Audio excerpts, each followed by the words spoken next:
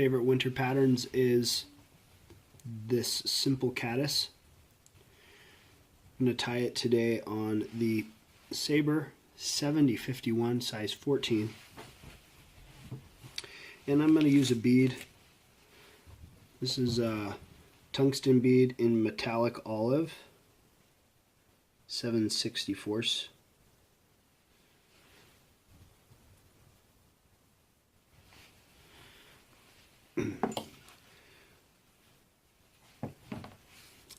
I use relatively few materials on this fly. Some V-rib is the main ingredient. This is tan. I use the tan for when I'm tying this fly in olive, brown, tan, or green. And I just change the color of it by changing the thread color. Today we'll be tying it in green. The next ingredient is going to be some super skin. And then we've got some hare's mask that we're going to dub from. So let's get started. I'm just getting a little bit of a thread base here.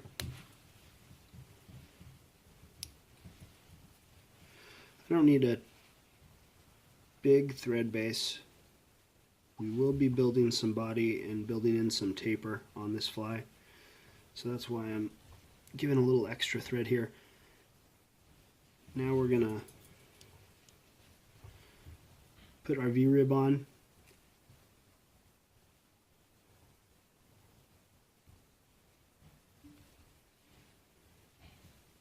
And I like this V-rib because you can build taper right into this fly by stretching the bottom part of this fly, stretching the V-rib.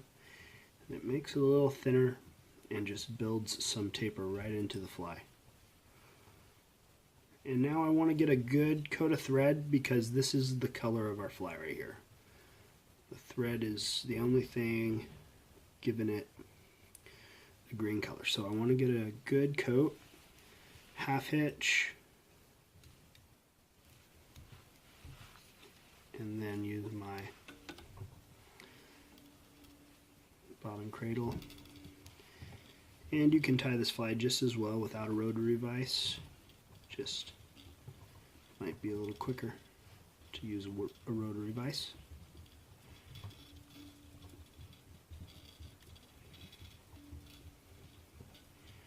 Bring that right up there to about a bead width from the head. And we'll lock this off.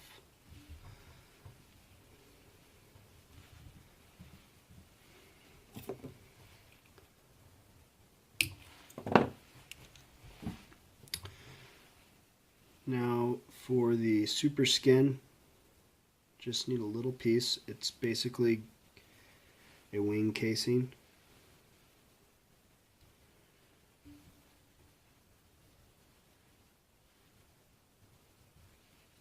We want to lock that in pretty well. Now we're going to dub from this hare's mask here. I'm going to pull some fur from the cheek and some from the top of the head here and some from up at the ear, getting a variety of textures and colors. Same way you would dub for a gold ribbed hare's ear. Get a nice little pile of dubbing there, and now I'm going to make my loop.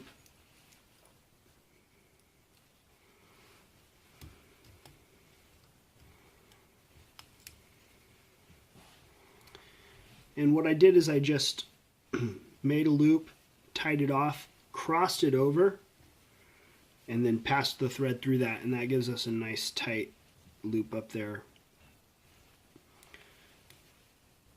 Half hitch, bobbin cradle. Take your dubbing here and just kind of create a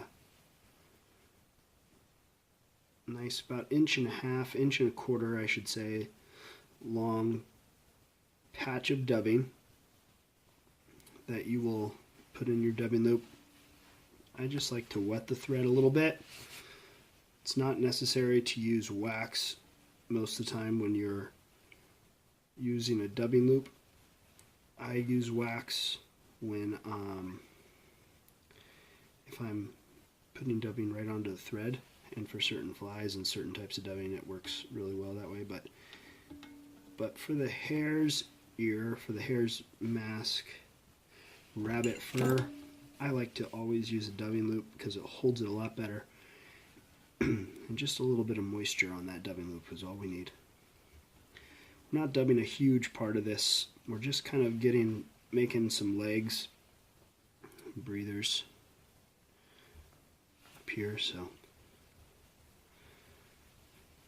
and you want to start your dubbing loop as close to, start your dubbing as close to the fly as possible.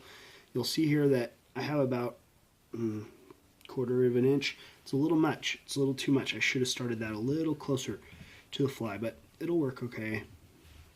It's just not ideal. Okay, so we're dubbing this around.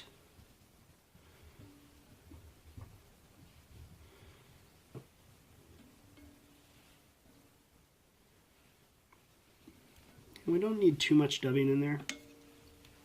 So I'm actually gonna not use that entire dubbing loop.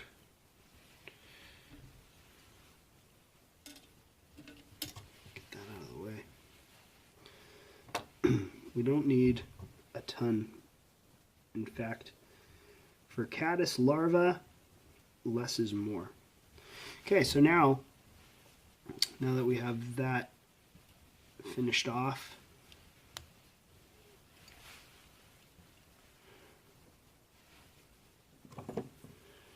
trim this,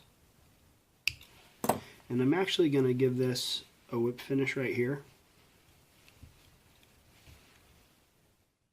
I like this Renzetti little dubbing brush. These are really great. I'll put a link to this in the description. Great little tool for whenever working with dubbing. Fold that super skin forward.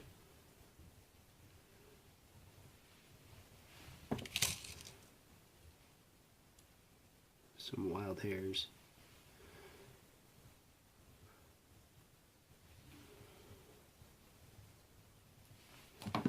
And then lock it down. And I like to just use my nail when I'm using a bead to just kind of get that to fold. I want it to fold back. Whip finish.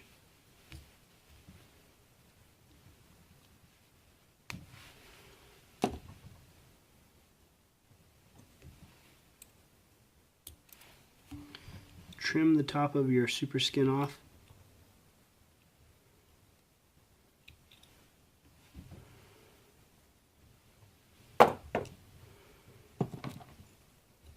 Brush it out.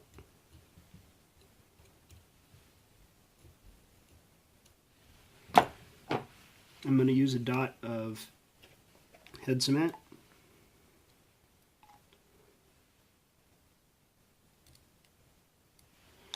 There you have it. Simple caddis.